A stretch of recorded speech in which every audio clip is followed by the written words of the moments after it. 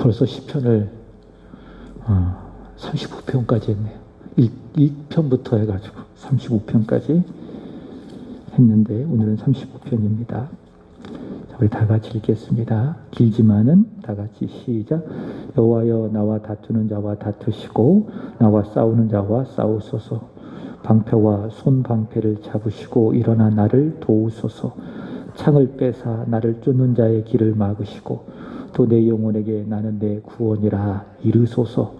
내 생명을 찾는 자들이 부끄러워 수치를 당하게 하시며 나를 상해하려 하는 자들이 물러가 낭패를 당하게 하소서. 그들을 바람 앞에 겨와 같게 하시고 여호와의 천사가 그들을 몰아내게 하소서. 그들의 길을 어둡고 미끄럽게 하시며 여호와의 천사가 그들을 뒤쫓게 하소서. 그들이 까닭없이 나를 잡으려고 그들의 그물을 웅덩이에 숨기며 까닭없이 내 생명을 해하려고 함정을 파싸우니 멸망이 순식간에 그에게 닥치게 하시며 그가 숨긴 그물에 자기가 잡히지 하시며 멸망 중에 떨어지게 하소서. 내 영혼이 여호와를 즐거워하며 그의 구원을 기뻐하리로다. 내 모든 뼈가 이르기를 여호와와 같은 이가 누구냐. 그는 가난한 자를 그보다 강한 자에게서 건지시고 가난하고 궁핍한 자를 노력하는 자에게서 건지시는 이라 하리로다. 불의한 증인들이 일어나서 내가 알지 못하는 일로 내게 질문하며 내게 선을 악으로 갚아 나의 영혼을 외롭게 하나. 나는 그들이 병들었을 때에 굵은 배 옷을 입으며 금식하며 내 영혼을 괴롭게 하였더니 내 기도가 내 품으로 돌아왔도다. 내가 나의 친구와 형제에게 행함같이 그들에게 행하였으며 내가 몸을 굽히고 슬퍼하기를 어머니를 곡함같이 하였도다. 그러나 내가 넘어짐에 그들이 기뻐하여 서로 우이며 불량배가 나를 알지 못하는 중에 모여서 나를 치며 찢기를 맞이 아니하도다. 그들은 연회에서 망령되이 조롱하는 자같이 나를 향하여 그들의 일을 갈도다. 주여, 어느 때까지 관망하시려 하나이까. 내 영혼을 저 멸망자에게서 구원하시며 내 유일한 것을 사자들에게서 건지소서. 내가 대회 중에서 주께 감사하며 많은 백성 중에서 주를 찬송하리이다. 부당하게 나의 원수된 자가 나로 말미암아 기뻐하지 못하게 하시며 까닭없이 나를 미워하는 자들이 서로 눈짓하지 못하게 하소서. 무릇 그들은 화평을 말하지 아니하고 오히려 평안히 이 땅에 사는 자들을 거짓말로 모략하며 또 그들이 나를 향하여 입을 크게 벌리고 하하 우리가 목격하였다 하나이다. 여호와여, 주께서 이를 보셨사오니 잠잠하지 마옵소서. 주여, 나를 멀리하지 마옵소서. 나의 하나님 나의 주여, 떨치고 깨쳐서 나를 공판하시며 나의 송사를 다스리소서. 여호와 나의 하나님이여, 주의 공의대로 나를 판단하사 그들이 나로 말미암아 기뻐하지 못하게 하소서. 그들이 마음속으로 이르기를 아하 소원을 성취하였다 하지 못하게 하시며 우리가 그를 삼켰다 말하지 못하게 하소서. 나의 재난을 기뻐하는 자들이 함께 부끄러워 낭패를 당하게 하시며 나를 향하여 스스로 뽐내는 자들이 수치와 욕을 당하게 하소서. 나의 의를 즐거워하는 자들이 기꺼이 노래 부르고 즐거워하게 하시며 그의 종의 평안함을 기뻐하시는 여호와는 위대하시다 하는 말을 그들이 항상 말하게 하소서. 내 혀가 주의 의를 말하며 종일토록 주를 찬송하리이다. 아멘. 우리 서로 인사하겠습니다. 잘 되고 있습니다. 서로 인사하겠습니다. 잘 되고 있어요. 왜냐하면 기도하고 있기 때문에, 믿음이 있기 때문에, 주가 일하시기 때문에 모든 일이 안 되고 있는 것처럼 보일 뿐 잘 되고 있습니다. 교회도 잘 되고 있습니다. 여러분의 일터, 또 사업, 가정, 자녀, 주가 함께 하시니, 주가 역사하시니 잘 되고 있습니다. 무엇보다도 여러분이 믿음이 있어서 이 시간 기도하고 있으니 잘 되고 있고 또 앞으로도 잘 될 줄로 믿습니다. 로마서 8장 28절 말씀처럼 참 좋아하는데 모든 일이 합력해서 반드시 선이 될 줄로 믿습니다. 이런 믿음을 갖고 낙심하지 말고 걱정하지 말고 두려워하지 말고 모든 일에 기도와 간구로 감사함으로 하나님 앞에 아뢰시기 바랍니다. 그리야 여러분의 마음속에 하나님의 평안이 충만하게 자리 잡는, 그리고 그 평안을 흘려보내는 평안의 사람, 믿음의 사람, 기도의 사람 되시기를 주님의 이름으로 축복합니다. 오늘 온라인으로 예배하신 분들도 감사합니다. 축복합니다. 자, 오늘 우리가 함께 읽은 말씀은 시편 35편. 누구의 시죠? 다윗의 시입니다. 자, 읽었지만 그 내용이 어떻습니까? 탄식하는 내용인 것을 알 수가 있습니다. 하나님께서 부당하게 자신을 공격하는 그 원수들에게서 공의로운 심판이 있기를 바라는 내용인 것을 알 수가 있습니다. 그래서 탄식이 있고, 원수들로 인해서 당하는 고통으로 인해서 탄식이 있고, 또 그 원수들을 하나님의 손에 맡겨드리며 하나님께서 공의롭게 처리해 주시기를 바라는 그런 내용이 있고, 그래서 이 시를 내용상으로 분류한다면 탄식시, 그리고 호소시, 이렇게 이야기할 수가 있습니다. 그럼 다윗이 언제 이 시편을 썼을까? 이 시편의 내용을 고백을 했을까라고 했을 때에 우리가 언제나 그렇듯이 내용은 없으니 그저 추측할 뿐인데 두 가지입니다. 첫 번째로는 다윗이 왕이 되기 전에, 언제일 것 같아요?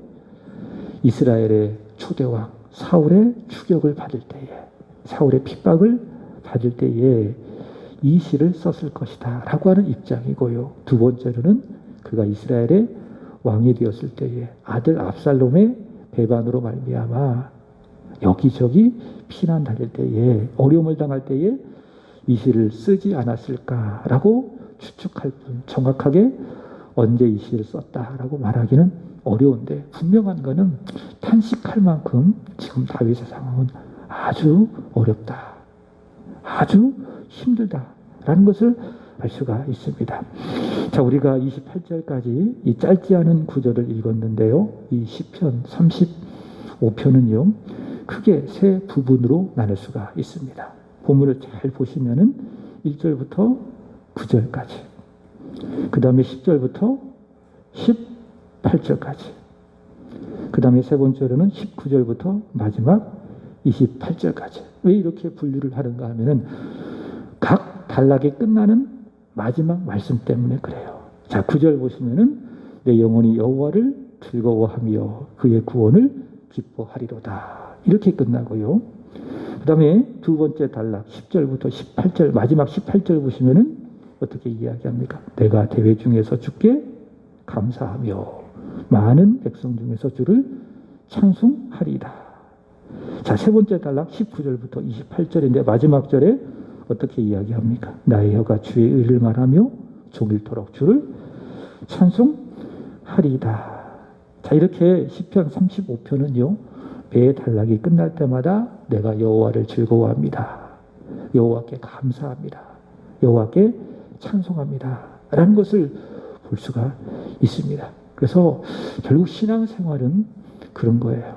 마지막은 여호와를 즐거워합니다, 여호와께 찬양드립니다, 여호와께 감사합니다. 그게 우리 신앙생활의 마무리다. 예배도 그렇습니다. 예배를 잘 드리면은 내가 여호와로 인하여 즐거워하겠습니다, 여호와께 감사합니다, 여호와를 찬양합니다. 그게 예배의 끝입니다. 기도할 때도 마찬가지예요. 처음에는 어려운 마음, 무거운 마음, 두려운 마음, 걱정되는 마음, 여러 가지 복잡한 마음을 가지고 왔지만, 그러나 하나님의 말씀을 듣고 또 간절히 기도할 때에 하나님께서 은혜를 주시니 그 마음이 어떻습니까? 평안하고 마음의 근심이 사라지고 대신 여호와로 인하여 내가 즐거워합니다, 여호와께 감사합니다, 여호와를 찬양합니다, 이런 마음이 드는 것 아니겠습니까? 우리가 이 세상에 인생을 다 마치고 주님이 우리를 부르사 천국에 올라갈 때에 우리가 하는 것이 무엇이겠습니까? 예배당 청소하겠어요? 믿지 않는 사람에게 다가가서 전도하겠어요? 거기서 하는 것이 무엇입니까? 예배 드리는 겁니다. 요한복음 9장의 말씀을 보시면은 예수님께서 날 때부터 맹인된 사람을 고쳐주십니다. 그 사람이 예수님을 만나고 난 다음에 그의 믿음이 어떻게 부흥되었는지를 잘 보여주고 있는데 처음에는 그저 예수님을 그 사람 예수 이렇게 고백합니다. 그러나 시간이 지남에 따라서 그의 믿음이 변하여서 예수님을 선지자로, 그 다음에 자신을 예수를 따라가는 제자로, 또 예수님을 인자, 그리스도로 고백하고요. 그 마지막이 무엇인지 아십니까? 예수께 엎드려 절하는 겁니다. 예수님을 하나님으로 인정하고 예수님을 예배한 것입니다. 우리가 이 세상의 삶을 마감을 하고 천국에 갔을 때에 최종 마지막으로 하는 것이 무엇일까요? 예배 드리는 겁니다. 예배. 그래서 오늘 우리가 드리는 예배는, 이 시간은 우리가 장차 천국에 들어가서 드릴 예배를 미리 연습하는 겁니다. 여러분의 삶이 예배가 되기를 원합니다. 예배로 살아가고 예배로 마치고 우리가 이 세상 떠나가는 날 마지막에 드린 것도 무엇이라고요? 예배이다. 여호와를 즐거워하고 여호와께 감사하고 여호와께 찬양하고, 이것이 바로 다윗이 각달락을 끝내는 마지막을 통해서 우리에게 주시는 첫 번째 메시지. 자, 시편 35편은요, 세 가지의 패턴이 있습니다. 첫 번째로는 탄식합니다. 자신이 처한 그 상황 속에 솔직하게 아주 진실 어린 그 마음으로 하나님께 그 어려운 상황을 아뢰입니다. 탄식하듯이. 뭐 숨길 것이 있겠습니까? 하나님 다 아시는데. 굳이 말하지 아니하여도 하나님은 다윗의 상황을 알고 있지만은, 그러나 다윗은 이 어려운 상황을 누구에게 이야기할 수 없는 거예요. 누구에게 이야기한다고 해서 해결이 됩니까? 안 됩니다. 사람한테 내 어려운 상황을 이야기한다고 해서 들어줄 수는 있지만은 해결은 안 되는 거예요. 그러나 하나님께 이야기하는 겁니다. 하나님께 다 이야기하면은 마음이 평안해지고 하나님의 은혜를 받고 하나님이 역사하시고 해결하여 주시고, 다윗은 자신이 처한 어려운 그 상황 그대로를 하나님 앞에 아뢰는 겁니다. 그러면서 탄식하는 것이죠. 첫 번째로 탄식, 두 번째로는 기도입니다. 탄식할 수밖에 없는 그 어려움의 상황에 답은 나에게 있지 않습니다. 누구에게 있습니까? 이 모든 상황을 끌고 가시는, 주관하시는, 전능하신 하나님께 있습니다. 하나님이 답이십니다. 하나님 도와주세요. 하나님 해결해 주세요. 뭐 해요? 기도하는 거예요. 세 번째로는 찬송입니다. 탄식 속에서 하나님 앞에 기도를 드리고, 기도가 다 끝이 나니 하나님이 은혜를 주시고 마음속에는 평안이 있습니다. 그리고 하나님 눈을 들어 하나님을 바라보죠. 그러니 찬송이 나오는 거죠. 고백하는 겁니다. 내 영혼이 여호와를 즐거워합니다. 내가 여호와께 찬송 드립니다.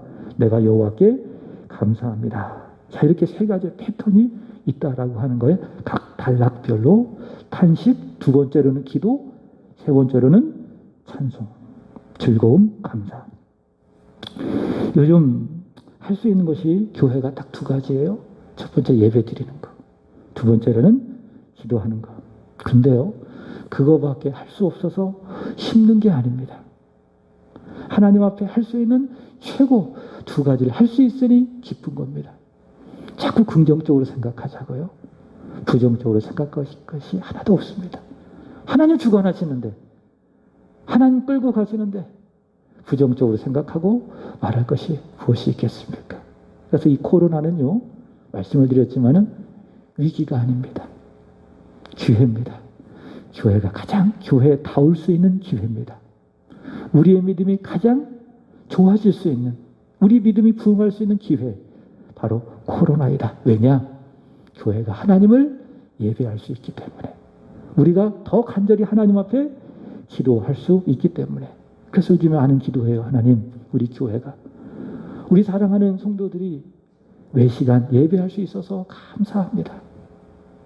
매시간 부르심받은 그 자리에서 기도할 수 있으니 감사합니다. 제가 교회에 오지 않는 그 시간에도 우리 우시숙 권사님이나 김혜영 권사님이 또 저녁에 오셔서 또 기도의 자리를 지키면서 기도하고 계신 것을 알고 있습니다. 그것도 감사하지요. 어쨌든 이 전에서 예배하는 모습이, 기도의 소리가 끊이지 아니하게 해주셔서 하나님 감사합니다. 이런 기도를 많이 하고 있습니다. 믿음은요, 내가 처한 환경과 상황에 따라서 참 어렵다, 그 상황을 탓하면서 당장 현실의 문제를 해결해 주십시오. 찾는 것이 아닙니다. 믿음이 그것이 아닙니다. 믿음은 무엇인가?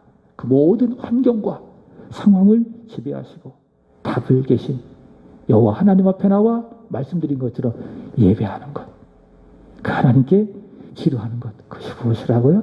그것이 바로 믿음이다. 여러분, 믿는 사람과 믿지 않는 사람이 다른 점이 무엇이겠어요? 안 믿는 사람은 인생에 어려움이 닥칠 때에 그 어려움을 해결할 수 있는 여러 가지 방법들을 찾아가는 거예요. 조언을 구하기도 하고 또 누군가를 만나기도 하고 할 수 있는 것들을 다 동원해서 그 어려움을 극복하려고 하지요. 그게 믿지 않는 사람이 하는 거예요. 그러나 믿음의 사람들은 그게 아니에요. 그게 중요하지 않다라는 것이 아닙니다. 우선순위의 문제입니다. 먼저 어떻게 해야 됩니까? 하나님 앞에 아뢰야 됩니다. 하나님, 저의 삶 속에 이런 문제들이 있습니다. 제 경험을 의지하지 않겠습니다. 누군가의 도움을 의지하지 않겠습니다. 내가 가진 것을 의지하지 않겠습니다. 이 모든 상황을 주관하시는 하나님만을 의지하겠습니다. 그것이 무엇이라고요? 그것이 바로 믿음이다. 이런 믿음이 있기 때문에 이런 믿음의 증거로 먼저 예배드리는 거예요. 그리고 먼저 하나님 앞에 기도하는 것이죠. 성령님보다 기도보다 모든 일들 가운데에 앞서지 않는 것, 그것이 바로 믿음이다. 모든 일 속에 내 경험을 찾지 아니하고 내 소유를 찾지 아니하고 상황 속에 그 문제를 해결할 수 있는 답을 찾지 아니하고 이 모든 상황을 끌고 가시는 여호와 하나님을 찾는 것, 그것이 바로 우리의 믿음이다라고 하는 거예요. 자, 지난주 시편 34편 10절에 이런 말씀이 있습니다. 한번 읽어볼까요? 시작. 젊은 사자는 궁핍하여 줄일지라도 여호와를 찾는 자는 모든 좋은 것에 부족함이 없으리로다. 아멘. 그렇습니다. 젊은 사자는 궁핍하여 줄일지라도 어려운 상황 속에서 하나님을 예배하는 사람, 하나님께 기도하면서 하나님을 찾는 사람에게는 하나님 모든 좋은 것을 주시되 거기에 부족함이 없게 하신다. 이 말씀을 믿고 간절히 하나님 앞에 와서 믿음의 사람은 예배하고 하나님께 기도하게 되는 것이죠. 다윗이 바로 그러한 믿음을 가지고 있는 사람입니다. 바로 그런 믿음의 사람이었어요. 다윗은 인생의 많은 어려움 속에서 사람에게 도움을 구하지 않았습니다. 하나님께만 도움을 구했습니다. 하나님을 예배하는 그 일에 온 힘을 다했습니다. 그러니 경험하는 거예요. 모든 좋은 것에 부족함 없이 채워주시는 하나님의 은혜를 많이 경험했죠. 다윗은 믿음의 사람인 것입니다. 그가 죄를 짓지 않아서가 아니죠. 수요일에 말씀을 드렸습니다. 다윗이 사무엘하 24장의 말씀을 보시면은 교만하여서 지은 죄가 무엇이었습니까? 인구조사한 것이었죠. 이스라엘이라고 한 나라는 하나님이 다스리시는 하나님의 나라인데 하나님 없이 자기의 힘으로 이 나라를 한번 끌고 가보자. 자기의 자리, 자기의 권력으로 한번 이 나라를 한번 끌고 가보자라고 하는 그 교만함만 가지고 시시했던 것이 바로 인구조사입니다. 이게 다윗의 교만함입니다. 이 다윗이요, 믿음의 사람이라고 하는 것은 그런 죄를 짓지 않아서가 아니에요. 누구나 다 죄를 지을 수 있습니다. 다윗도 그런 죄를 짓는데 다 죄를 지을 수 있어요. 저도 그렇고요. 여러분도 그렇고요. 이 육신을 가지고 이 세상을 살아가는 이상 죄를 안 지을 수 없다. 그럼 믿음은 뭐냐? 비록 그런 우리의 모습을 갖고 있지만은 믿음은 뭐냐? 인생이 어렵고 고통스럽고 절망의 순간에 하나님을 찾는 것, 그것이 무엇이라고요? 그것이 믿음이다. 다윗이 그랬다고요.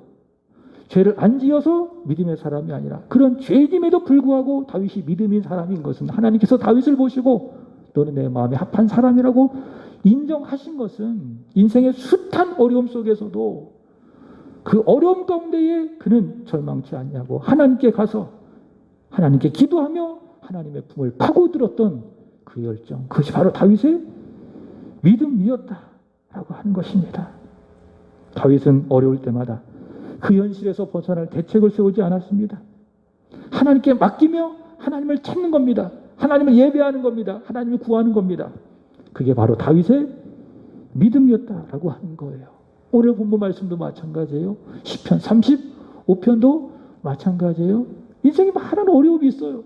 끊임없는 어려움이 있습니다. 산을 넘으면 또 다른 산이에요. 내일이 보장되지 않아요. 그게 다윗의 현실이었습니다. 어쩌면 다윗과 같은 현실을 당하는 사람이 이 세상에 몇 명이나 있을까? 참 다윗은 인생에 많은 어려움을 당한 것을 볼 수 있죠. 3절 보시면 읽어보겠습니다. 시작. 창을 빼사 나를 쫓는 자의 길을 막으시고 또 내 영혼에게 나는 내 구원이라 이르소서. 창을 빼서 다윗을 쫓는 자가 다윗에게 있는 것입니다.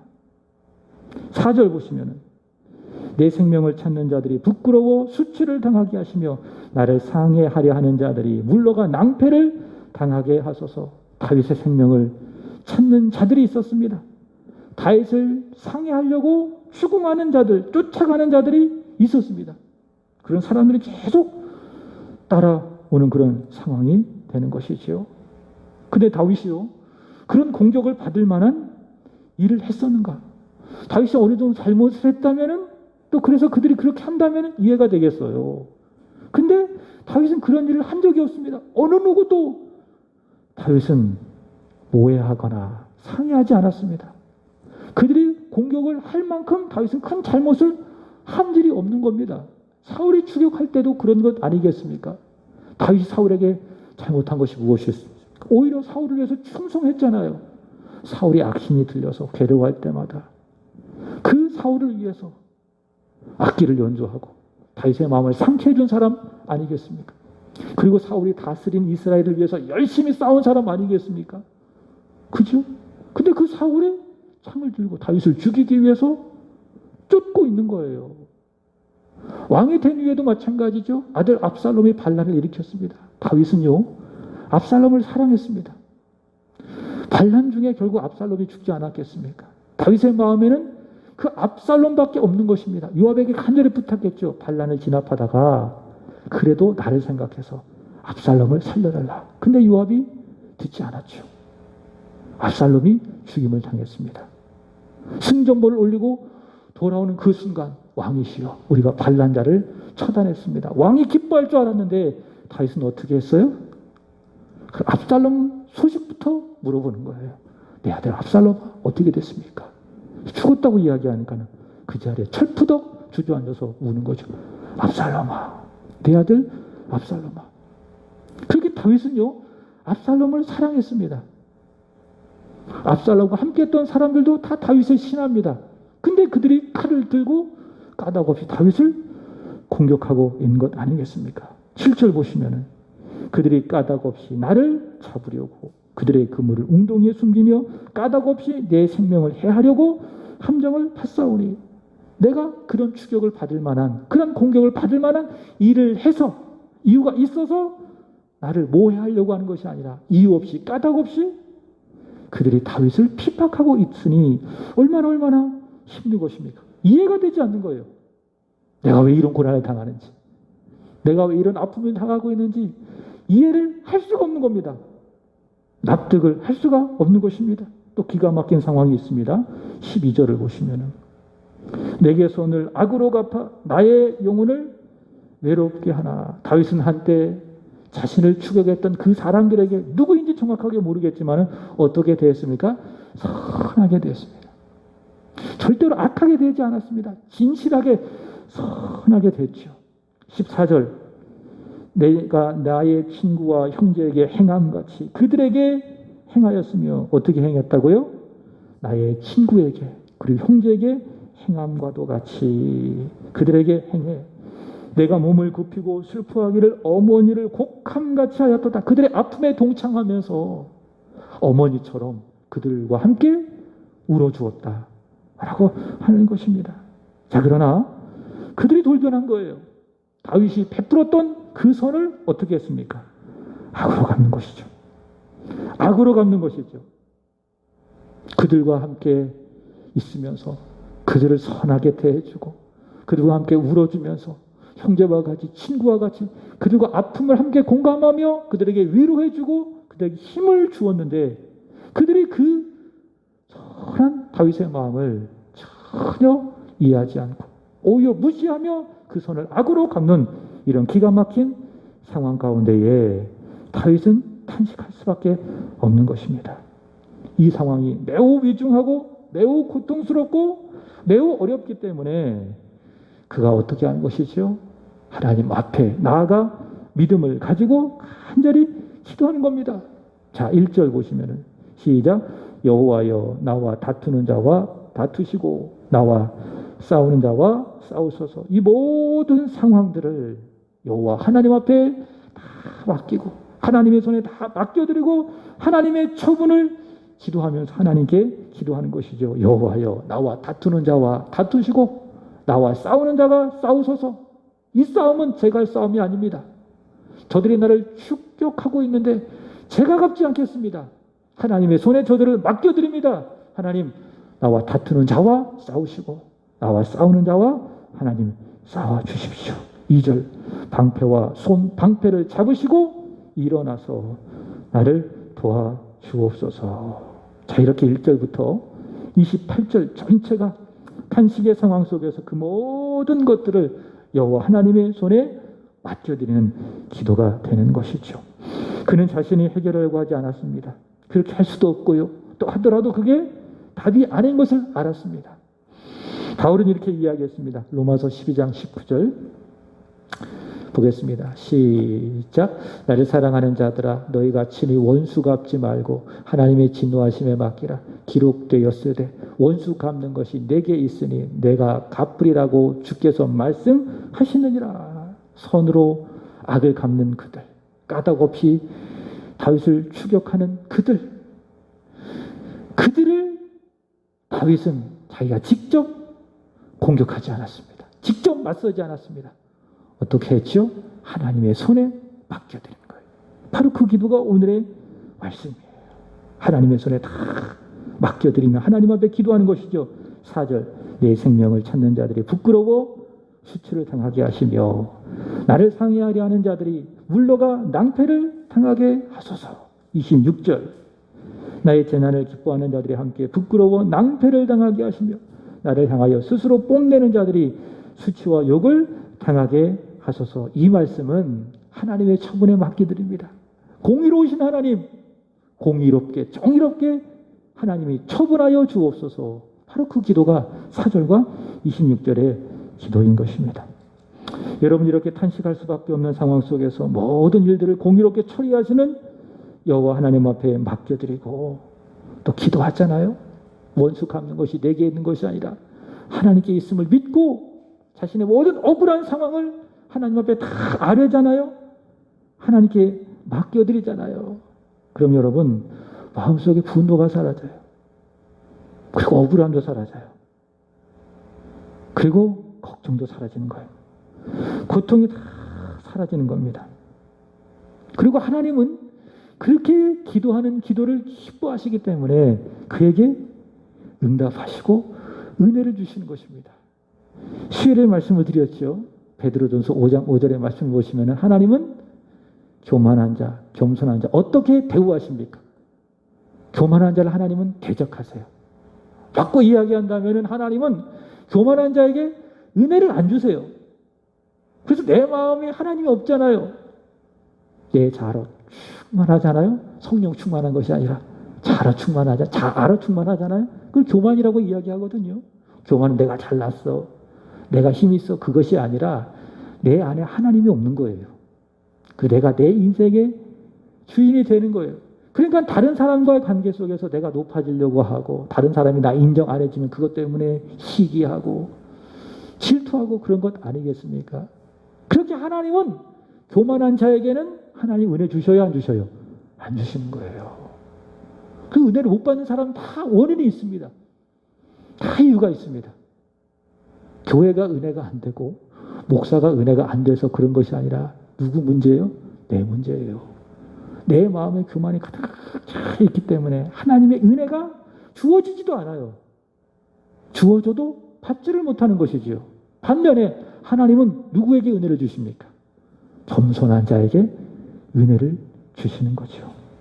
다윗은 지금 교만하지 않아요. 왜? 기도하니까.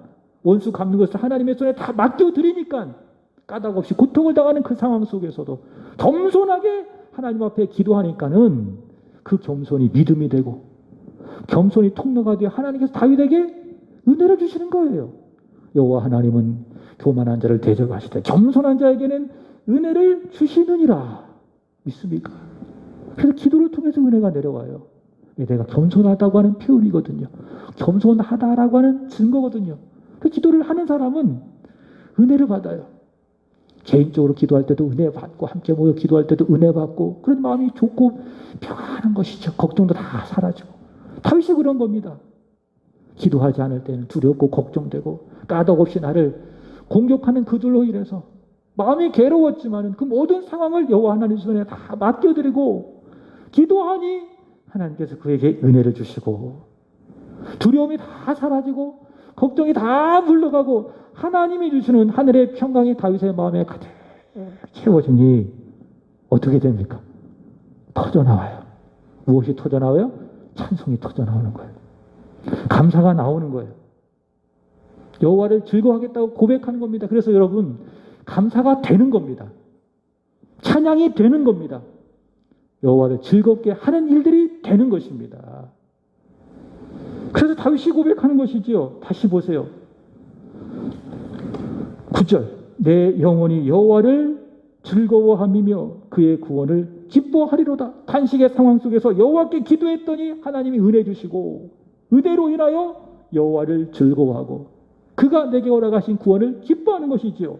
8절 시작 내가 대회 중에서 주께 감사하며 많은 백성 중에서 주를 찬송하리다. 내가 주께 감사하겠습니다. 많은 사람들 중에서 내 두 손을 들어 하나님을 찬송하겠습니다.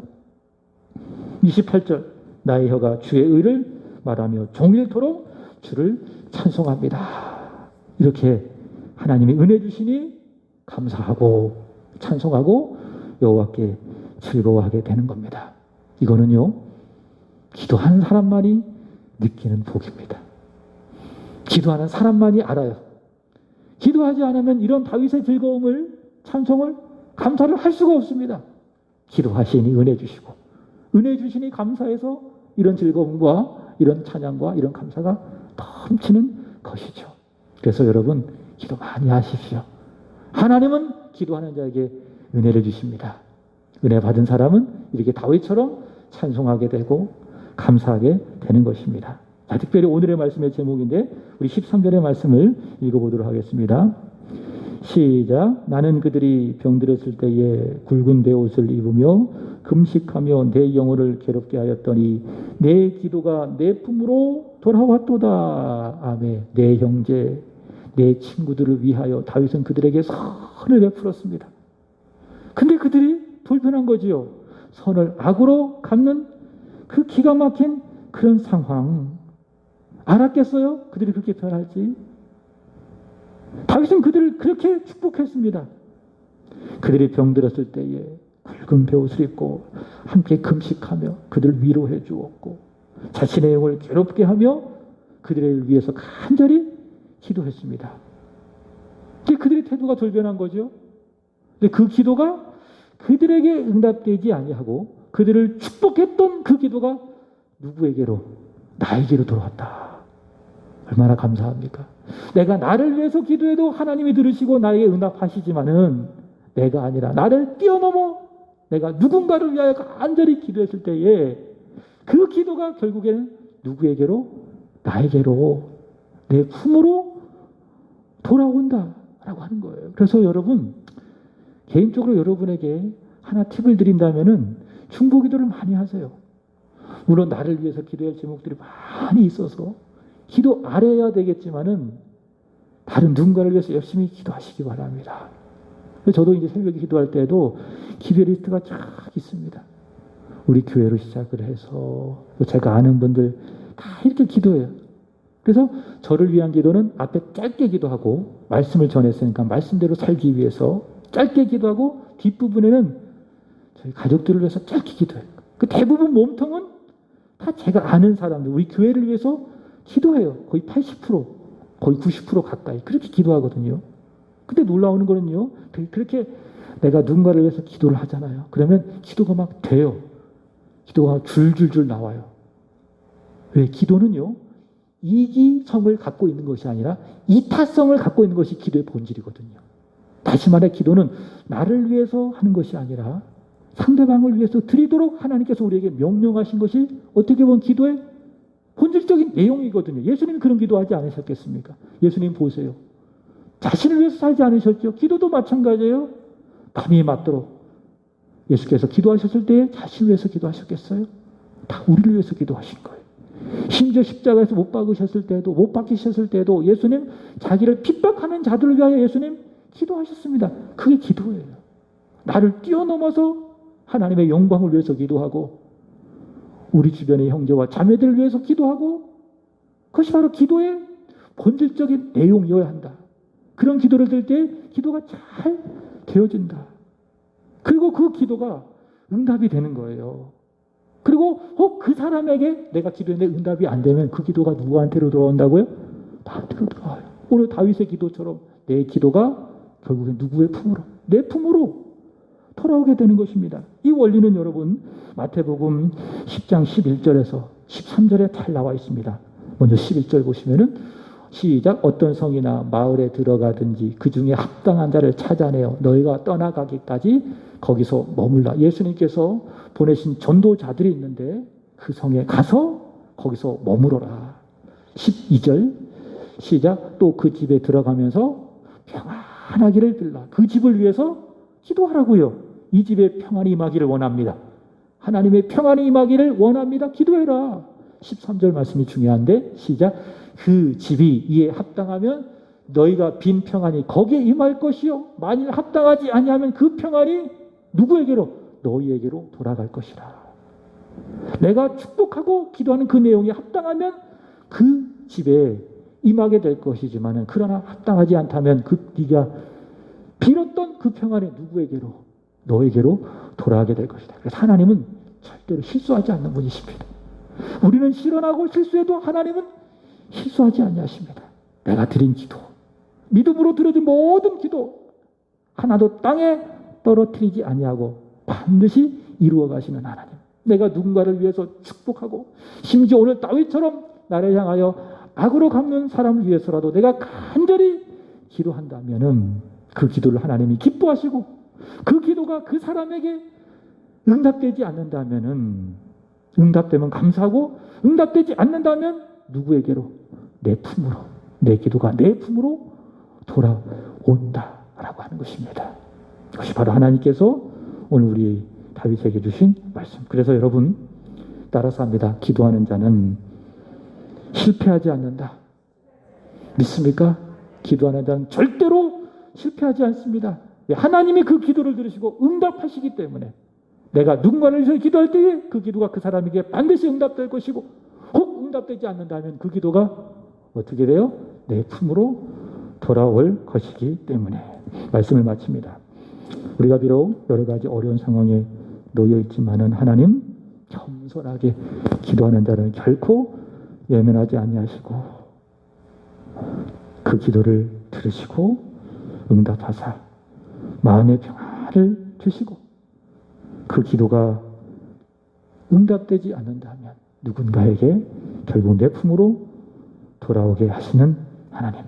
그래서 그 끝은 즐거움으로 찬송으로 바꾸어 가시는 하나님. 그 하나님을 사랑하시기 바랍니다. 그 하나님을 더 신뢰하시기 바랍니다. 이러한 기도가 중단이 없이 쉼이 없이 끊임없이 지속되어지기를 주님의 이름으로 축복합니다. 기도드리겠습니다. 하나님 아버지, 내 기도가 내 품으로 돌아옵니다. 내가 누군가를 위해서 간절히 기도할 때에 그 기도가 응답되지 않는다면 내 품으로 돌아올 것을 믿고 더 기도에 힘쓰고 기도를 계속하며 기도 쉬는 죄를 범하지 아니하는 기도의 사람이 되게 하여 주옵소서. 하나님은 교만한 자를 대적하시되 겸손한 자에게 은혜를 주신다 말씀해 주셨나이다. 이 시간 겸손하게 기도하오니 하나님 우리에게 은혜를 부어 주옵소서. 근심과 걱정과 두려움이 다 사라지게 하여 주시고 조금도 남지 않게 하여 주시고 기도 가운데 부어주시는 하나님의 은혜로 말미암아 오늘 다윗처럼 마음에 평안함이 있어서 기도가 마친 후에는 여호와를 향한 즐거움, 여호와께 드려지는 찬양과 감사가 있게 하여 주옵소서. 감사하며 구주 예수님의 이름으로 기도하옵나이다. 아멘. 우리 같이 함께 찬양하고 기도할 때는 개인 기도는 하지 않고요. 제가 이제 몇 가지 기도 제목을 크게 세 부분으로 드릴 테니까는 그렇게 다 같이 반주에 맞춰서 기도를 하고 제가 마무리 기도하고 이렇게 마치도록 하겠습니다. 옆에 있는 여기